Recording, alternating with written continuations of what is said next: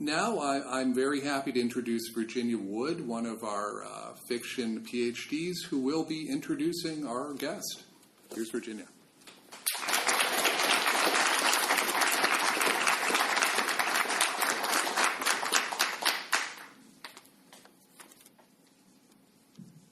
Hello, everybody. How's it going? Good, I hope. I have the honor tonight of introducing our visiting writer. Laird Hunt is the author of 8 novels representing a wide reach of genres, from reimagining noir to reinvestigating the possibilities inherent in historical fiction. These novels include Kind One, Never Home, The Evening Road, and In the House in the Dark of the Woods. He is also the author of a short story collection, full-length novel translations from French, and a frequent contributor to journals. He is a recipient of the Anisfield Wolf Award for Fiction, the Grand Prix de Littérature Américaine, and Italy's Bridge Prize, and has been a finalist for the Penn Faulkner Award and the Prix Femina Étranger. He is currently Professor of Literary Arts at Brown University in Providence, Rhode Island, no stranger itself to Puritan terrors and Gothic horror. In my introduction, I would like to focus on his most recent novels, which have been inspired by and reimagined women reckoning with their circumstances across American history. Laird Hunt's characters grow from, as he says, the glittering bits and pieces of story and setting found in research and daily life. Rather than a forensic examination of American history, he considers the best historical fiction to be that which takes me to the past by evocation rather than explanation. His novels prioritize not a perfect factual record of events, but rather the idea that truth and agency are slippery, moving targets. In an interview with Midwestern Gothic's Hannah Bates, he says of his character, Ash Thompson, a woman who dresses as a man and goes to war and never home, she is groping toward revelation and we grope along with her. And her sense of self is highly fluid. She is very much both a fierce combat veteran and a farm widow. In my mind, there is zero contradiction between those two things. Ash, like all of us, lives inside of herself, and our interior truths are complex. This complexity comes from what he calls the compellingly familiar, that interior sense of blur, an uncanny sense of the character as a human being whose sense of self is fractured, whose movements are strange even to themselves, who cannot look and see their actions or their worlds for what they are. Audie Lee says in The Evening Road, "The world can shut your mouth for you sometimes." Here, Laird Hunt opens a space, sets the table with glittering objects, dims the light, and the stories come. As in Kind One, when the windows were closed and the curtains drawn and the children tucked, she would set to speak. When our crops had come in, when the storm had stepped past, when we had all said our prayers, when the night stretched before us, she would open her tale. In his latest novel, In the House in the Dark of the Woods, his latest novel conjures the Puritan terror and Gothic horror examined by such writers as Nathaniel Hawthorne, whose young Goodman Brown ventures into uncertainty, self-doubt, and temptation. For Brown, it is the fact that he discovers the devil has claws in many around him that forms his horror, that his wife herself has perhaps succumbed to temptation that haunts him. He will never be able to look around himself again with innocence, forming a commentary on the wider fear of wilderness and doubt woven into the fabric of early America. In Hunt's novel, it is not Goodman Brown, but rather a goody wife who ventures, and it is not a discovery of the devil in others so much as an examination of fear and doubt of self that forms the core of the matter. "I have fed my name to the pig," the goody wife says, echoing another moment of inner darkness manifesting in The Evening Road's Audie Lee. Gazing on a monstrous pig, she says, "You want to tell me something, don't you? You want to tell me things about this world, or your world, about the world far away. You got things to say to me. I can see it. Nasty things. Whisper them at me, then chew off my ear, bite off my head." The goody wife longs for the tips of her fingers to be black with ink, to write her own writing and cry her own cry. She is not concerned with the innocence of others, but with her own corrupted nature, with deviancy that wears other names, her history, and the fact that redemption, if it is possible, is a journey into darkness. Vacillating dangerously between the decision to return to her family or commit to witchery, she tells Captain Jane, an elder witch she thinks she has come to know, "I'd like to go home now." Captain Jane considers it and responds, "It's fine that you want to go home and that you're going home. I might go home too if I could." Similarly, In Never Home, trying to reconcile herself to reality after the war, Ash Thompson seeks comfort in a woman who had done the same, but doesn't find it, as the woman replies sadly, "I made it back, sure enough, but never felt I'd made it home." This idea of longing for home comes again and again, longing for a precious memory, the truth that home is no comfortable place that can be regained because it is the place of a self long changed and disappeared. Though the characters of Ash Thompson, of Eliza, of Audie Lee and Kala in The Evening Road all odyssey toward an elusive destination, toward self, toward resolution, their reckoning brings them no closer to the self-knowledge they seek. Though they learn what they are capable of, they discover that all that is behind the cracking of self-illusion is further illusions, maybes, false memories, denials, even deeper questions. More than anything, this is what speaks to me about Laird Hunt's work the most. Like a woman wandering in the woods, each sojourn carries her back to the same river, the same house, the same questions. Am I known to myself? Do I know what I have done and what it meant? Will I ever truly know why I have done as I have done, and what, after all, is to become of me? Questions that, if they had not been through their suffering, through their grief, they would not have known how to ask. As Ash Thompson says in Never Home to a woman who asks her what she has learned so far, "The world is wide. I have seen some of it."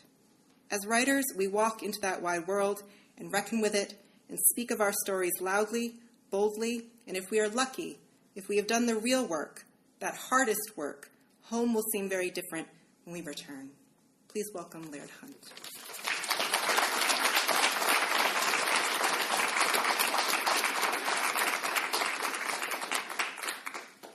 Thanks so much, Virginia. That was gorgeous and really welcoming. It's really a pleasure to be here with all of you.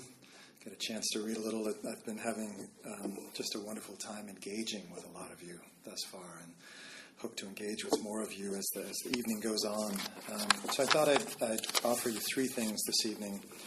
I'll start with a few pages from Never Home, one of the novels that was mentioned. I know some of you are familiar with here. And then I'm going to turn to a work that's very much in progress, and you'll sort of hear it in the way that I read it. I read it a little stumblingly.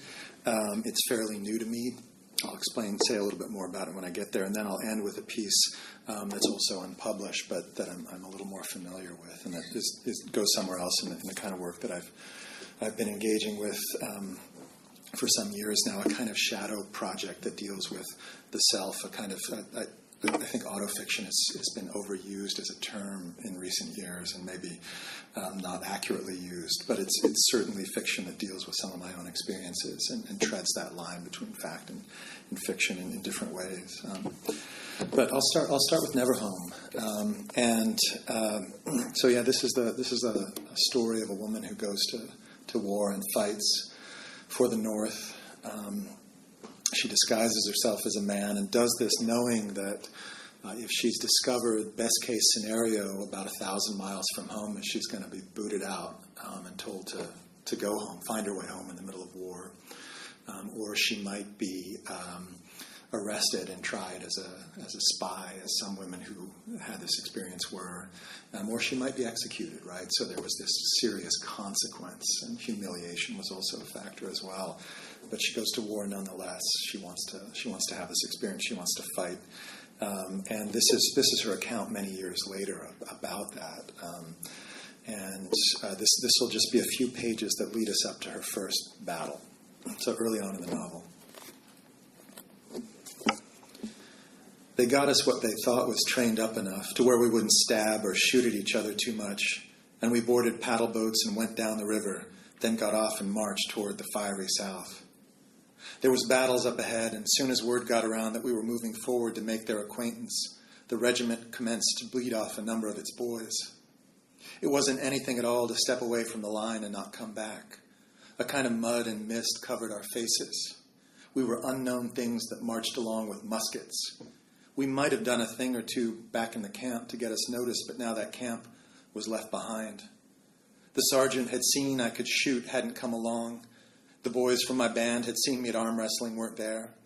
I'll confess it to you is all I'm saying, that I thought about leaving many was the time, as we marched. Despite what my husband Bartholomew had written me about my not being ready to come home yet, despite all I said those days to my dead mother, "I won't run," I said to her.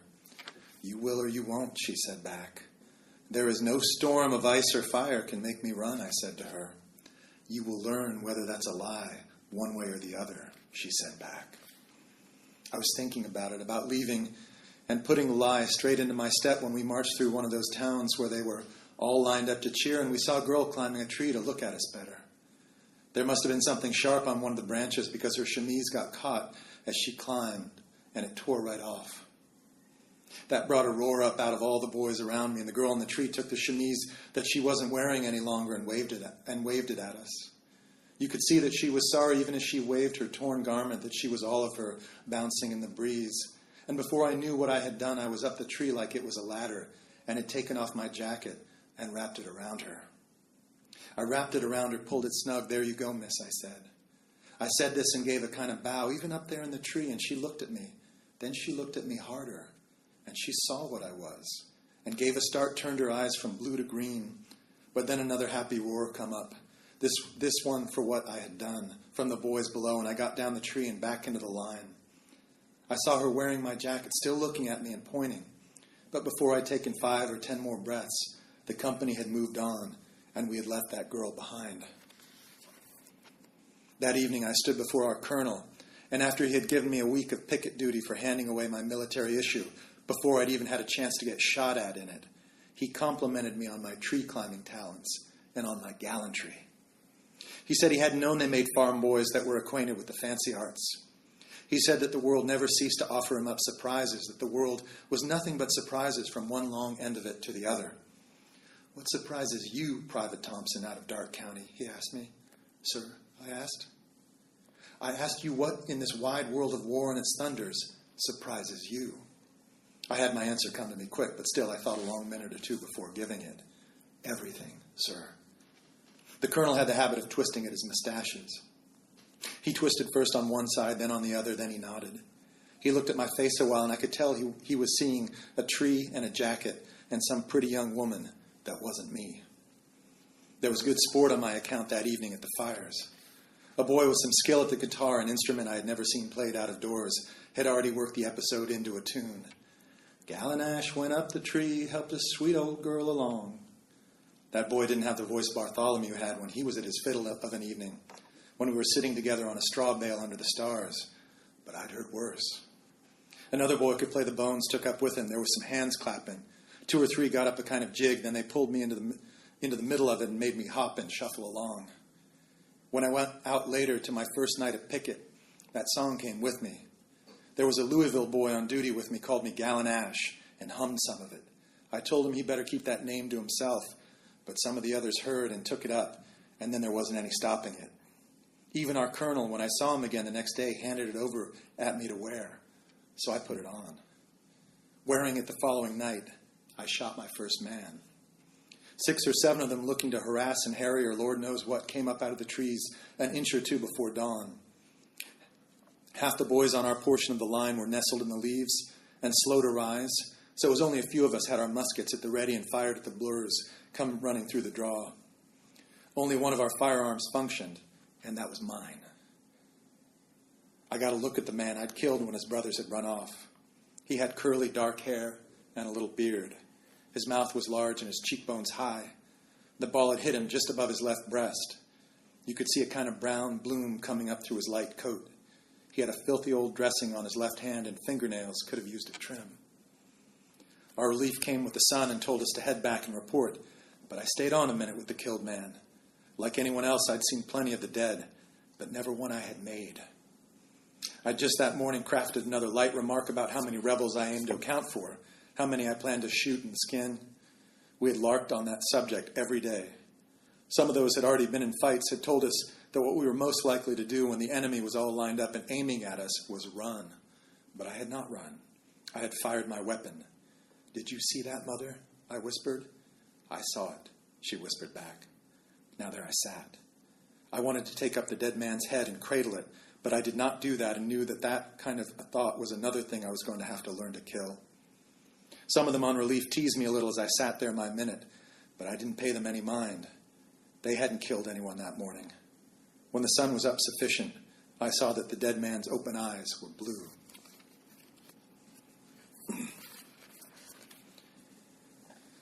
My mother had a story she liked to tell about a man heard death was waiting up around the bend. He changed his direction and walked the other way. You know how that ends. I had known it before I left for war, and I knew it down there in the South with its bones and ball stove roofs. So when the regiment's numbers commenced again to drop after a call to double time it, up to the sound of the cannon we had begun to hear, I gripped harder at my Springfield and swung my cartridge box around behind me and quit my trips to the bushes and followed fast. I did not even start to imagine what it would be like not to follow. I was only sorry that I would be obliged to engage with my stomach in its poor shape. Not so sorry, though, that I slowed when a pair of corporals jogged down the line, telling those who were too sick to drop back. Nor did I, nor any of those around me, I'm proud to say, slow down when the cannon fire grew so hot it seemed like the injury was already being done to us before we had fairly arrived, and that we were already part of the world's everlasting grief and glory, and we could see the trees crashing down destroyed in the heights, and hear the sound from all quarters of hurt men letting the air out of their throats. We started to see gray off at a distance, just little speckles of it, but everywhere, and they had us take off our knapsacks, and anything else wouldn't help in the fight. I didn't have time to be sorry to see Bartholomew's likeness and all my letters from him go. I just untangled the sack like all those around me were doing and let it drop. We all but ran then. There was a company of ours up ahead having hell's time and needed our help at holding the flank. I had stood at the picket and fired off my rifle at a man, as I've already said, but there's a first time for battles, too. Some good number of us fell as we made the last effort, and the air filled itself up with smoke. It seemed like we would never get to where we were going, and then we were there. We had come to a field as long and wide as you like, with us on one side and them on the other. It was their boys in their soldier hats and us in ours. If we'd been wearing the same colors, you could have thought it was a mirror. Like the central job of it was we were fixing to fire at ourselves. Like the other half of it, the mirror was fixing to fire straight back. I got this idea I gripped onto hard, that there had to be skirmishers go out first, that we would each send out a wave at each other, that it wasn't yet time for the rest of us to fight. Our colonel came riding up behind us about then and put that idea right out of my head. He rode up, then got down off his horse and gave his mustaches a twist and said we hadn't come all the way over from Ohio to pick petunias, that it was time to bring thunder, to fling doom, to stand shoulder to shoulder and never fear the dark. While he made this speech, the grays kept creeping forward, and we did too. And when we had both quit creeping, our throats and eyes had already started fighting, and our colors stood not 40 yards apart. There had been a sutler in camp just the day before who had tried to sell off a set of iron armor could keep out, he had said, any bullet built by man and see you home to your loved ones, but he had been laughed down. I got a picture of that armor in my head, though, when the gray volleys commenced, and the boy next to me caught his ravishing and fell away just as we were lifting our guns. The boy on the other side of me croaked out about sure wishing he had a rock or tree to stand behind. And the old fellow, been in plenty of fights next to him, laughed and bit open a cartridge, sniffed loud and said, "You are the tree, son." So we'll leave Ash to her battle and her complicated fate. And I want to switch now and leap forward some years, still in the 19th century, into this project that I'm working on right now. And the premise is a little different. What you're going to hear is the voice of an elephant. An elephant who has escaped from menagerie duty, rather tawdry menagerie duty, who's missing a tusk. And that's explained in another part of the novel in progress, how that tusk came to be missing. It involves a game of checkers and a lot of booze on the consumed by his handler. At any rate, this elephant is swimming the length of the Mississippi River. And telling this story, unapologetically anthropomorphized. I don't give any explanation. It's a little bit like if any of you have read Kafka's Animal Tales. I highly recommend those to all of you. One is about a badger who's built a burrow and is describing the building of the burrow. And Kafka never gives any reason for why this badger can talk. And I don't say why my elephant is erudite either. So that's not part of it. I was inspired to write this some years after reading a story about an elephant who fell into a river. I believe it was in Bangladesh, and was swept away and ended up traveling 2,000 kilometers in the river. Elephants are amazing swimmers, and of course spend a little time foraging, just like mine does. But this idea of this elephant in the second half of the 19th century manifestly not being where it's supposed to be and yet being there is a central thrust of the project. And with that, I'll just leap in. In those first years after the cannons and muskets and mortars had fallen silent from town to city to village to town, we would go. My handler, Uncle Alabaster's brace of oxen, pulling his caravan and a cart of supplies, me pulling a wagon on which would sit, depending on the season or Uncle Alabaster's state of finances, some sour, becaged bobcat or an angry monkey chewing the arms off his costume and banging his small face against his own bars. Once, as we rolled out of New London, Connecticut, I pulled a cage full of small green parrots who did nothing for all the hours we walked to New Haven to make our next engagement, but try to pull out their own feathers and put out each other's eyes and learn to imitate the trumpet Uncle Alabaster had trained me to make to mark each mile. He found it hilarious and I utterly intolerable that after only a very few miles of that miserable march, my good strong blow would be echoed by a dozen small shrieks in spurious imitation. He too tried to add to the chorus, but his imitation of their imitation came off as the height of mockery, and had I not been so disgusted, I might have cried. He had it in mind for the first few miles of this raucous carnival to keep them on to add to our show rather than sell them to a New Haven animal purveyor as planned. But they were so thoroughly defrocked and our collective eardrums so sore by the time we arrived that he had to stop off in the middle of our processional around town to dispose of them before they had completely succeeded in massacring both themselves and my heraldic interventions. They were still performing their mock elephantesques when Uncle Alabaster left them on the steps of the Animal Emporium with a hastily scrawled note about where he could be found for his payment and leapt back onto the bench of his caravan. I don't think he much minded when the next afternoon the purveyor would pay him only half the agreed-upon sum on the grounds that some of the birds were now not only insufferably loud, but also blind. Indeed, Uncle Alabaster, who was at that moment leading me around the square as I bore the unhandsome carcass and even uglier weight of one of the town notables, set to whistling, a sure sign that he thought he had gotten the better end of the bargain. I don't quite recall what you have heard about our memories is false. If Uncle Alabaster had much to whistle about the next day of our New Haven visit, that was certainly not the worst of our engagements. I gave rides around the square in the morning. In the afternoon, kneeled on command, knocked a ball about the green, negotiated an obstacle course made of pickle barrels, performed some relatively modest feat of strength, then was made to react histrionically to the juvenile boa constrictor Uncle Alabaster held up for me to sniff after draping it around most of the necks of a dozen or so lookers-on. I should like to say, despite the part I was forced to play in this farce, that I have certainly never been the least bit afraid of snakes, and will even confess that, in this country that saw the last of my cousin mammoths crash to the ground many thousands of years ago, I feel a kinship with these particular reptiles, one that no doubt has much to do with the fact that they hold their whole being in an easily undulating instrument that might well serve in a simile for my trunk. Regardless, and to return, if market conditions hadn't soon forced Uncle Alabaster to augment our offerings, we might have continued down this tawdry path indefinitely. But the market did speak, more loudly and clearly than that guano-filled cage full of horrid green shriekers, and among its injunctions to Uncle Alabaster were that he acquire the skull of a giant elephant and employ his normal-sized elephant to hoist it aloft so that this latter, me, could play Hamlet to its Yorick. This was, I remind you, when the bones of the Civil War still lay plentiful and fresh in many a cannon-dented field and, more importantly, in the damp, knobbed coils of many a mind. And Uncle Alabaster's intuition that a monstrous skull, one with a scraped and jagged face, would serve best in this purpose to echo monstrous times, proved resoundingly and remuneratively correct. That the handsome young Prince of Denmark was played by a grey monster in a doublet made of 3 quilts stitched together and wearing an entire sheepskin in place of a wig added greatly to the show. People were enthralled and horrified in equal measure. When, having said my piece and sniffed the skull, I let it crash to the stage, Many wept openly, some gasped, and more than one small child howled.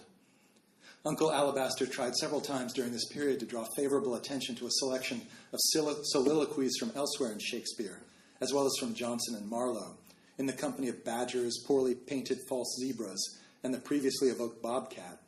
But it was clear that these efforts were barely tolerated by the audience, and that without the poignant novelty of giant props and players, the best he could hope for by way of reaction was an eyebrow raised to indicate impatience or a yawn. Elephant Hamlet, though, was for many weeks, as we made our way westward, an inarguable hit, and many times we were held over so that, as one of the more dignified of the Columbus broadsheets put it, local citizens could gaze once more upon my ghastly profile and mournful mien. We lingered long enough on the outskirts of Chicago for Uncle Alabaster to have posters made. In the poster, my missing tusk has been restored, and I am standing upright, holding the skull of my former friend out before me as if I meant to eat it. And if Alabaster's animal menagerie figures in large typeface, pride of place is given to the main event. Izar the elephant plays selected scenes from Hamlet. I have lately, in this river, reprised the role. A giant catfish comes sometimes to swim alongside me. If he swims at depth, somewhere down near my feet, and if the water is slightly roiled, he looks like a great black skull, and I speak to it as so many nights I spoke to that other one. Alas, I knew you, a fellow of infinite jest, of most excellent fancy. You bore me on your back 1,000 times, and now how abhorred in my imagination it is. The catfish never answers, no more than the other ever did.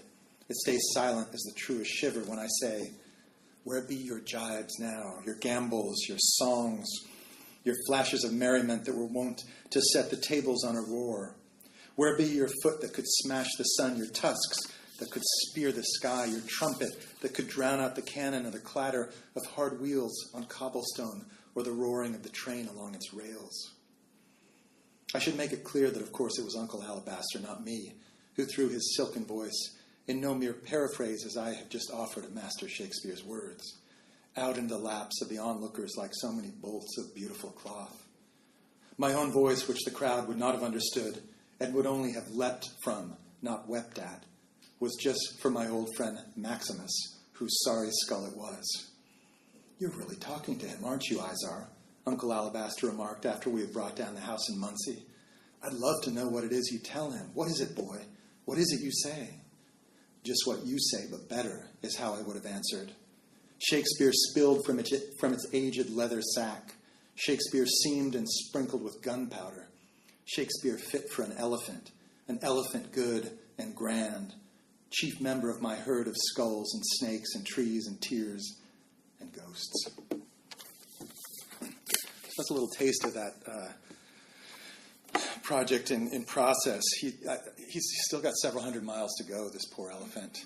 And he's having quite a time of it. But where I've left him, where he is now, is on a raft. He's made his way on a raft. So I think, Huck Finn and Tom Sawyer, but with an elephant on the raft.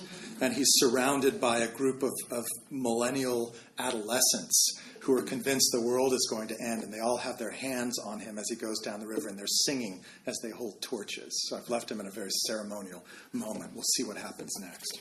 I think the raft is going to sink. So the last thing I want to read for you is from this project that really has been an attempt over the last, I'd say, dozen years or so to take up certain aspects of my life, experiences I've had, and also allow into the mix varying doses of fiction. I was never able. I have huge admiration for people who are able to write memoirs and write autobiographical pieces. I've never able to do it until I realized that late to the game, that I can inject fiction into the pieces. And like the French novelist Anne Garita in her book Not One Day, which describes, I think it's 7 different romantic liaisons that she's had, 6 of which are as true to how they occurred as she could make them, and one of which is completely made up, but she doesn't say which one is the made up one. There's this shiver of fictionality that runs through these pieces. And so this piece that I'm going to read you is almost entirely reportage. And yet, I think perhaps you'll see what I mean in a moment. You'll get this shiver of fictionality, and you'll start to wonder about me. We're going to leap far from the 19th century, by the way. We're going somewhere else entirely. This is called UN Story. At the United Nations, identity cards, most generally strung on cheap beaded chains, were worn around the neck. The cards were made by UN security guards at a facility across the street from the main complex. If the guard taking your photograph was nice, he or she would let you see the picture before hitting print.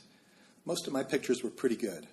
During the 5 years I worked at the UN, I accumulated a considerable number of these cards. I still have most of them in a plastic bag somewhere in the basement. I don't know if one was required to wear identity cards at the CIA. When one was at headquarters in Langley, Virginia, I mean. Obviously, a CIA officer in the field would not have worn an identity card. A low-level United Nations employee on duty in the field did, though. When I was sent to cover the signing of the Convention Against Transnational Organized Crime in Palermo, I wore my identity card as I walked down the middle of the main thoroughfares, which had been fenced off for the occasion. There we went, alone or in groups, down the empty streets. I liked to walk down the empty streets. Much of the coverage I was doing was of a subsidiary committee meeting in a 12th century Norman palace on the far side of town. The walk took around half an hour. There were parks to negotiate as well as the empty streets. Lights came through the trees and children played on the swept gravel. Away from the town center, life went on uninterrupted.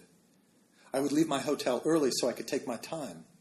On the return, though, when I had re-entered the town center and was walking along the blocked-off avenues, I felt the urge to hurry, to look purposive. Back at the hotel, I would ring up to my colleague's room and see if he wanted to come down to the bar for a drink. Usually he was there and did. We drank Campari without soda or lemon, or we drank underchilled Italian beer.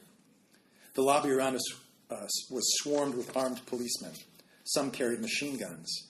They were a gregarious bunch, young and rather bored now that the whole thing was underway and no one was being killed. Not yet, we thought. In the evenings, the streets were opened up again and the cars went rushing along, and we took off our identity cards and our ties and went out to look around. I never went to CIA headquarters in Langley, Virginia for the final stage of the year-long hiring process that would likely have made me an intelligence officer for the agency. All that remained after the series of tests I had taken and interviews I had undergone was to visit Langley and submit myself to a physical exam and a lie detector test. I reached the stage in the proceedings where a young woman called me to make arrangements for my visit. That in the end I chose not to undertake the voyage laid out for me was looked upon philosophically by my deep-voiced recruiting contact. "All right, Mr. Hunt," he said. He gave me a number in the eventuality that I changed my mind and bid me farewell and good luck in Japan, where I decided to spend a year teaching English. The CIA invited me when I was a senior at Indiana University to take a series of aptitude tests that would help them to determine whether, as my profile indicated, I was suitable agency material. Apparently, a chipper, high-voiced CIA recruitment officer told me in a dingy hotel room in Indianapolis, after I'd gone through the aptitude tests, I was. She told me, honestly impressed. In light of my success on the exams, the agency had every reason to think I would make a very, very good CIA officer, one who would work in the field. I have always liked to read. When I was on mission in Palermo, I was reading a novel by Jane Bowles. I was reading this novel by Jane Bowles and thinking of the writing of her one-time husband, Paul Bowles, whose work had moved me deeply some years before. Progressively, as I read the novel by Jane Bowles, I thought less of the writing of Paul Bowles. The writing of Jane Bowles began to sizzle on the page before me. The writing of Jane Bowles seemed, at moments of intensity, to have something in common with tectonic drive and sheer and uplift, to become, as I wrote in the notebook I was keeping on that trip, a bewilderment of unbearable heat. I had a nice, bright, top-floor hotel room with a balcony that gave me a view of the rooftops of Palermo, and during my spare moments when I needed to catch my breath, I let this novel by Jane Bowles sizzle both on the page and in my eyes, and also somewhere down in the dark, there where the cosmos keep fierce counsel.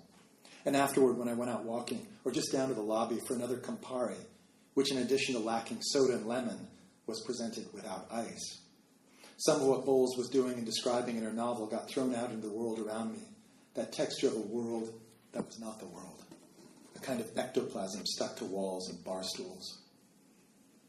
One of the policemen with a machine gun told me I had to go and see the Capuchin catacombs if I had some spare time. That if I was really interested in seeing something special, I ought to go there. I told him I had been to the catacombs in Paris and walked the long corridors and seen the skulls and bones piled up to the ceiling, but he had just smiled and said the two catacombs could not be compared. We had received some tips from more experienced colleagues on where in the evening to get a nice glass of dark Sicilian wine and where to get some nice, rich Sicilian sausage. To get to this place, quite popular with the chic set of Palermo, we had to walk down narrow, winding streets in the dusk light. We did not wear our United Nations identity cards on this walk and on the others we took, as I have already mentioned. There were rumors going around the UN staff that the Casa Nostra had it in mind to shoot some of us. So the idea was that we shouldn't, when we were off duty, draw any particular attention to ourselves, even if we had spent much of the day doing just that. Palermo seemed to be crumbling. The facades of many buildings were dark from soot, others were being knocked down. I found a number of pieces of Hansen tile in a dumpster. I wrapped them in a napkin and put them in the pocket of my jacket. I still have them. I also still have one of the two hand-painted espresso cups I got at a pottery store on my last day. The Guyanese colleague I went around with in Palermo, for his part, bought himself a nice piece of leather. It did not look so very nice to me, but then perhaps my espresso cups and jars of Sicilian marmalade and tiles plucked from a dumpster had not impressed him, so I said nothing but agreeable things when he asked my opinion. The CIA would have asked me to lie. They would have asked me to lie about what I did to everyone except my closest family. I would have been, so the high-voiced recruiter at the rather dingy hotel room in Indianapolis explained it to me, a low to mid-level functionary at a foreign embassy, at least in the eyes of the world. Such a position would have been my cover. You're a failure, the world would have declared, well, secretly. Not long ago, I saw a movie where an outwardly mild CIA employee brutally stabbed someone in the stomach on a dark, winding street, much like the ones we negotiated to reach our wine bar that night in Palermo. He stabs the person and drops the knife and walks on. I got my job at the UN through a friend of a friend. That friend of a friend became a kind of friend in his own right, but then he left the UN, and I lost touch with him. Our office was just outside the Security Council. Every morning I went up the escalator and got a view of Picasso's Guernica tapestry. There were those who thought, when I was working at the United Nations, that I was actually working for the CIA. The poet Bernadette Mayer was one of these people. It was sort of a joke, but it was a joke that went on for some years.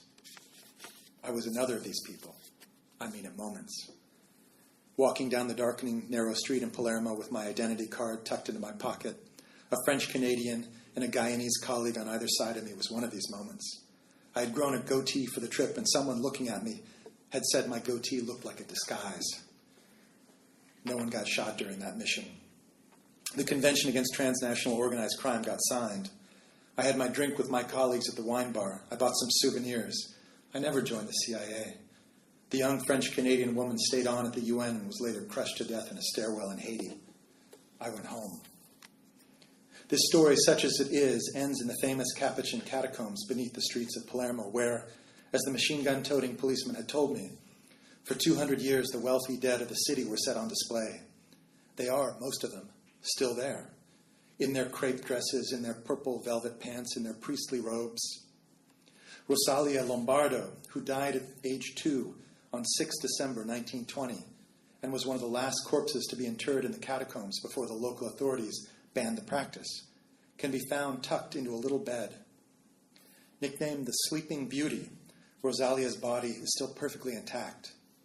Embalmed by a certain Alfredo Salafia, she's in a glass case looking very much like a surreal doll. There is also a baby lying nearby on a yellow blanket. The baby does not look like a doll. Recently I read Giuseppe de Lampedusa's great novel of Sicily, The Leopard, which is partially set in Palermo. Nowhere in the novel, written half a century after the events it treats, are the catacombs mentioned, although the 19th century would have been their heyday. Dust, on the other hand, is everywhere in the novel. Dust and smoke and ash. Thank you.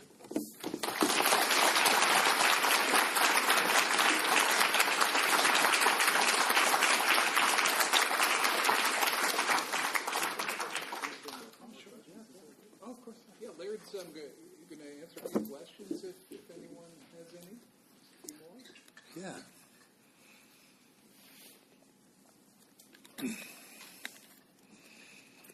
Anyone willing? Yes, here's one. Oh, Nikki? Oh, thank you. Hi. So I am really curious about Ash as a protagonist. She's such a strong woman, and I'm really curious for how you came up with the idea to write a woman soldier who fought in this war, because I feel like this would not have been a common thing, and it takes an idea that we're really familiar with and turns it on its head. Yeah. So I mean, there are different ways to go into that question, but just to sort of underscore what you were saying about this unusual angle, is that when I was first working on the manuscript, kind of had it where I have the manuscript about the elephant now, kind of in progress, and I would talk about it to people. Quite a number of people greeted my saying this by, wow, you really invented something amazing, this idea. Which is fascinating to me because, as I subsequently learned, there was a real effort to suppress this history after the end of the Civil War. This idea that women disguised themselves and fought in the ranks, so not only all the risks that their fellow soldiers had to deal with, but also the risk of discovery, didn't play that well with the narrative after the war. And there were deliberate efforts to just sort of leave it out of the history books. And quite successfully. So I certainly wasn't the first one to think about this is interesting. But a lot of people just don't know about this history, or are only starting to in the last several years. And so that was something that, just to say that it was undertold history, and that always makes my attention perk up. This idea that not enough people are hearing about this, and that regardless of who I was. The body that I walk in, etc., that people needed to know more about this. And I wanted to explore and get in there and mix it up to some extent. And so that's how, it really started to seem like there was this extra charge for me to spend time with this character. Then other factors came into play, but I already had this voice in my head and was just sort of running to try and keep up with it, which had been my experience before in a previous novel with a narrator a little bit like Ash. And whenever you've got a narrator who's just running with that line, you just try and keep them on the hook, right? Yeah. For Ash, did you take inspiration from Disney's Mulan? So I discovered that movie when I was in the process. Personally, discovered it when I was in the process of writing the book. And I have a daughter now 14, who was then 6 or 7 years old, and we rented Mulan. And I thought, oh my gosh, this is amazing. But it just really underscored the fact that women have been doing this in different cultures and different contexts for a really long time.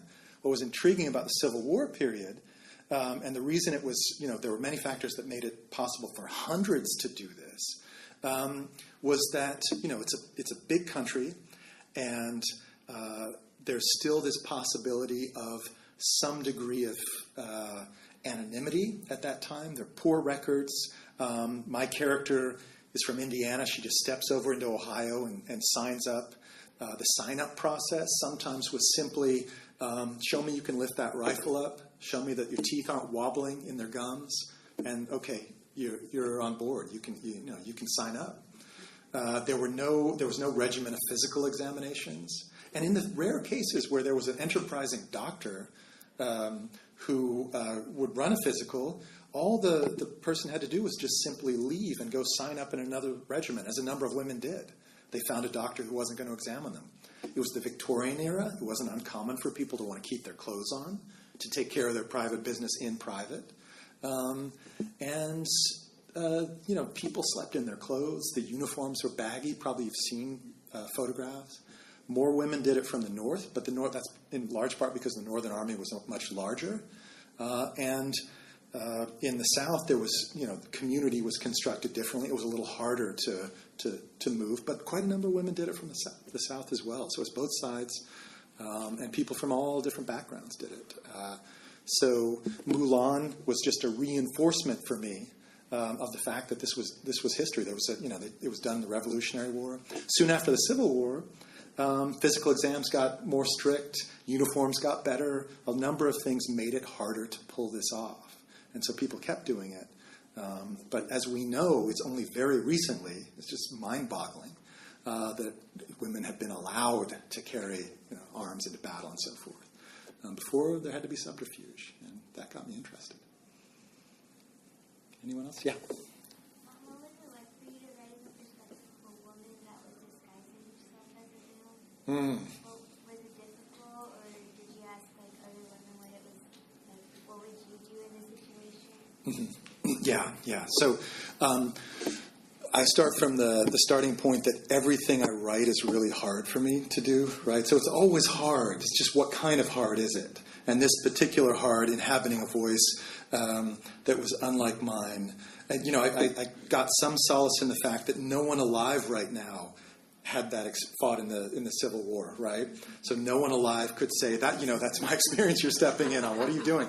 But the gender thing, was real. I had a very strong, I was raised in large part by my paternal grandmother. It's just the two of us in a farmhouse for many years. And so I had a voice in my head that was very powerful, very authoritative, that I felt kind of comfortable with in a way.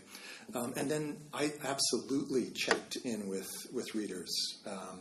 My wife is my first reader, but others as well. And it was a fascinating, useful process. I had people tell me that, that just clanks. All of a sudden the voice, you just lost the voice there. But the truth is that would happen with just about any project, right? The voice has just slipped the harness. And so I tried to do due diligence, and I always tried to proceed without any presumption. I never tried to hide who I was. And I went at it with a certain humility, a kind of stranger in a strange land approach to it. And then I was really, I kept waiting for someone to stand up in an audience and say, "You got this all wrong, how dare you," kind of thing. That never happened. And then the other thing I thought was the Civil War buffs would stand up and say, "They used a different kind of Springfield rifle in 1863. And that never happened. I did have, in the original edition of Never Home, I referred to someone who was milking a heifer cow. And for those of you who know the way cows work, that's just almost impossible. And I had someone from, I forget which government agency happened to read the book, one of the science agencies, and wrote me a very nice, complicated explanation about how this was not possible. So I just changed it to a young cow or something. But so far, so good. Yeah, question? I'm just wondering, so when you write historical fiction, does it more generally begin with a sort of flash of inspiration that leads you to do research? Or do you start with the research that then leads to the inspiration to write a story? Yeah, so it's been, for me, a combination of those two things. Sometimes it's a slip of a voice I'm starting to hear. So Never Home is the second in 4 books that center the stories of women that deal with crucible moments, I think of them, or issues in American history. And in the case of Never Home, there was a gift of letters by a woman who actually did this that my wife gave me quite a few years ago that was mulching, percolating for a while, and then was activated around the time of the 150th anniversary. I'm trying to think in the case of The Evening Road, which deals with the infamous lynching that gave rise to the song Strange Fruit by Billie Holiday. It was learning that song was inspired by an event that happened about 20 miles from the family farm in rural Indiana. And it had never been mentioned at my high school by my grandmother, who would have just been a young woman in the community at the time. Erased history. So I wanted to know, why has this been erased? That kind of thing. So yeah, they come from different places. But, for every idea that I've followed through on, there have been 6 or 7 other ones that just didn't have legs for me. I couldn't feel it well enough. Couldn't get the angle on it. So yeah, it just depends. Any other last question? No? All right. Well, thank you again.